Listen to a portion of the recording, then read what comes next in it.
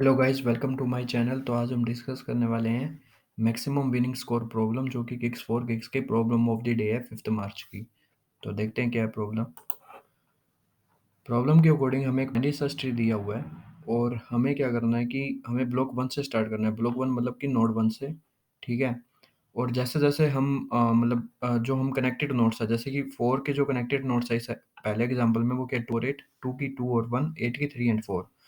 तो जो हमें किसी पर्टिकुलर नोड से, जो कि उसकी कनेक्टेड नोड्स हैं, हम उन पर मूव कर सकते हैं और हमें फाइनली ये बताना है कि मैक्सिमम स्कोर जो होगा एक प्लेयर क्या अचीव कर सकता है। जो स्कोर जो होगा वो किससे पता चलेगा, वो होगा उसके उस नोड की पर्टिकुलर वैल्यू एंड जो अभी तक उसका स्कोर है उसका प्रोडक्ट।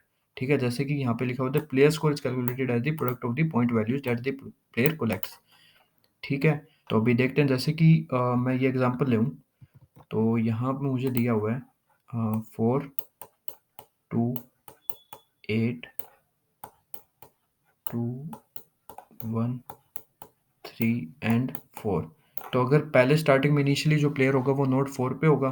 अगर मैं उसके लेफ्ट ट्री में जाऊँ जो कि कनेक्टेड है उससे, ठीक है, जहाँ पे 2 है, तो इसके प्रोडक्ट की वैल्यू क्या हो जाएगी? यहाँ पे प्लेयर की वैल्यू 8 हो जाएगी और यहाँ पे हो जाएगी 32। ठीक है, अब मैं नीचे जाऊँ दोबारा से, तो यहाँ पे मैंने देखा कि यहाँ पे वैल्यू हो रही है उसकी 16 और यहाँ पे वैल्यू हो रही है उसकी 8 और यहाँ पे वैल्यू हो रही है 96 और यहाँ पे वैल्यू हो रही है 128। ठीक है, तो मैक्सिमम वैल्यू जो प्लेयर अचीव कर सकता है वो क्या है? 128। ठीक है, तो हमें आंसर क्या बताना है? 128, जो हमारी मैक्सिमम वैल्यू अचीव हो सकती है। तो सेम है एग्जांपल 2 में भी। तो बेसिकली हमें इस प्रॉब्लम में करना क्या है कि जो देखो, पूरी जो स्टोरी है प्रॉब्लम की वो एक बार साइड में रखें। तो करना क्या है कि हमें नोड से जो भी मैक्सिमम जो पाथ होंगे सभी जो ट्री के, जैसे 422 का एक पाथ है, 421 का एक पाथ है, 483 का एक, 484 का है। तो उस पाथ में जो मैक्सिमम जो वैल्यू आ सकती है फाइनली, जो प्रोडक्ट करके उस वैल्यूज़ की, वो हमारा आंसर हो गया। ठीक है, तो ये हमें निकालना है।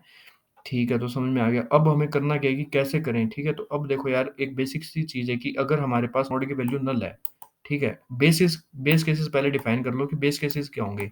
अगर हमारे पास नोड की वैल्यू नल है, तो इसका मतलब कोई भी प्रोडक्ट होगा ही नहीं, तो प्रोडक्ट क्या हो गया? 0, मतलब आंसर क्या आ गया? 0। अगर हमारे पास जो नोड है, अगर हम किसी पर्टिकुलर नोड पे खड़े हैं और अगर वो लीफ नोड है, तो प्रोडक्ट की वैल्यू क्या होगी? क्योंकि उससे कुछ कनेक्ट तो है ही नहीं आगे, तो हम कहीं और आगे नहीं जा सकते। तो अगर उस पर्टिकुलर वैल्यू की क्या हो जाएगी वैल्यू? उसी रूट डॉट डाटा, ठीक है? उस नोड की जो वैल्यू है वही उसका आंसर हो गया। ठीक है, जैसे कि यहाँ पे मान लो 4 है ये। अगर हमें प्रॉब्लम में सिर्फ 4 ही दिया होता, ठीक है, तो आउटपुट क्या आता? 4 आ जाता, क्योंकि प्रोडक्ट तुम कर ही नहीं सकते ना उसके बाद। ठीक है, तो ये समझ में आ गया। मतलब रूट नोड अगर नल है तो हमारा आंसर 0 हो गया। अगर रूट नोड नल नहीं है, मतलब अगर वो लीफ नोड है, तो हमारा उसकी जो नोड की वैल्यू हो गई वो आंसर हो गया। अगर वो दोनों चीज़ ही नहीं है, ठीक है, तो अगर वो क्या होगा? तो वो इसका मतलब हो सकता है कि उसमें दोनों जो उसके चिल्ड्रंस है वो एग्ज़िस्ट करते हो या कोई एक चिल्ड्रन एग्ज़िस्ट करता हो। तो हम क्या करेंगे? अगर मुझे ये कहीं से पता चल जाता है कि जो लेफ्ट सब ट्री से जो आने वाली वैल्यू है और राइट सब ट्री से जो आने वाली वैल्यू है, इस पर्टिकुलर किसी भी नोड के लिए, उनमें से जो मैक्सिमम वैल्यू होगी, मैं उसका अगर प्रोडक्ट कर दूँगा करंट वैल्यू के साथ, तो वो हमें क्या दे देगा? फाइनल आंसर दे देगा। ठीक है, तो जैसे कि इस एग्ज़ाम्पल में अगर हम देखें, तो एक बार अगेन दोबारा बना लेते हैं। ठीक है, तो जैसे कि हमें क्या दिया हुआ है? हमें दिया हुआ है 4, 2 और यहाँ पे 1 लेट कर लो, एक बार यहाँ पे 3 लेट कर लो, ठीक है। तो इस पर्टिकुलर, जैसे कि मैं यहाँ पे 4 की बात करूँ, तो 4 के लिए जो लेफ्ट से जो वैल्यू आएगी, ठीक है, वो लेफ्ट से जो वैल्यू आएगी वो आएगी मैक्सिमम प्लेयर, ठीक है, मैक्सिमम वैल्यू जो कि यहाँ पे लेफ्ट सब ट्री से जो प्लेयर ने अचीव की है। ठीक है? ऐसा मान लो कि ये कोई फ़ंक्शन है जो हमें मैक्सिमम वैल्यू दे रहा है लेफ्ट सब ट्री से, और राइट सब ट्री से जो आने वाली वैल्यू है वो हमें पता है। तो हमें लेफ्ट से पता है, हमें राइट से पता है, तो हम दोनों उसमें से मैक्सिमम निकाल लेंगे और जो करंट नोड की वैल्यू है उसके साथ अगर प्रोडक्ट कर देंगे, तो पूरे बाइनरी ट्री की क्या हो जाएगी? हमें मैक्सिमम वैल्यू पता चल जाएगी। ठीक है? तो लेफ्ट सब ट्री भी एक ट्री है, तो वो भी हमें जो फ़ंक्शन जो हमें दिया हुआ है, हम उसमें अगर वैल्यू डालेंगे, तो हमें लेफ्ट सब ट्री से मैक्सिमम मिल जाएगी। तो नहीं समझ में आया तो थोड़ा कोडिंग से देखते हैं, समझ में आ जाएगा बेसिकली।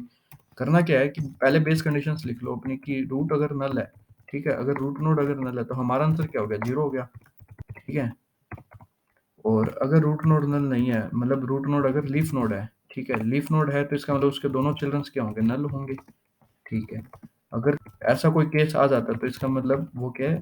लीफ नोड है, और लीफ नोड का मतलब क्या है कि वही पर्टिकुलर उसका आंसर हो जाएगा, क्योंकि हम किसी और के साथ तो उसको प्रोडक्ट कर ही नहीं सकते, ठीक है? तो ये हो गया। और अगर हमारे पास हमें अभी ये जो फाइंड मैक्स स्कोर जो फंक्शन है, वो हमें क्या बता रहा है, मैक्सिमम स्कोर बता रहा है उस रूट को, उस ट्री में अगर हम रूट नोड को डालेंगे, ठीक है? अगर हम लेफ्ट सब ट्री का नोड रूट नोड डाल देते हैं तो हमें लेफ्ट का बता देगा। राइट नोड का अगर वो बता देते हैं कि रूट क्या है, तो वो हमें राइट सब ट्री का बता देगा। दोनों में से मैक्सिमम किया और करंट नोड के रूट के साथ अगर प्रोडक्ट करें तो हमारा ये फाइनल आंसर हो जाएगा।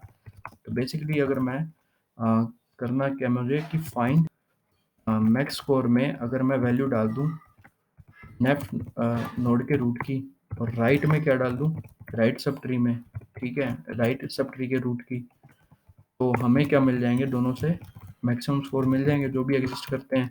और फाइनली हमारा आंसर क्या हो जाएगा, पर्टिकुलर इस नोड के लिए वो हो जाएगा इस maximum of both left and right and finally product with the root dot data. ये हमारा आंसर हो गया। बस देखो यार, जो भी तुम सोच रहे हो ना, बस उसको कोडिंग में चेंज करना और कुछ भी नहीं है, ठीक है? ये हो रहा है सैंपल टेस्ट के पास, फाइनली कर देख लेते हैं। फिर भी अगर कुछ डाउट है तो प्लीज़ यार कमेंट करो। ट्री की मैंने 1-2 वीडियोज़ पहले भी बना रखी है, तो प्लीज़ उन पे चेक करो। और अगर वीडियोज़ अच्छी लगी तो प्लीज़ लाइक करो, शेयर करो एंड सब्सक्राइब करो। Thank you, thanks for watching.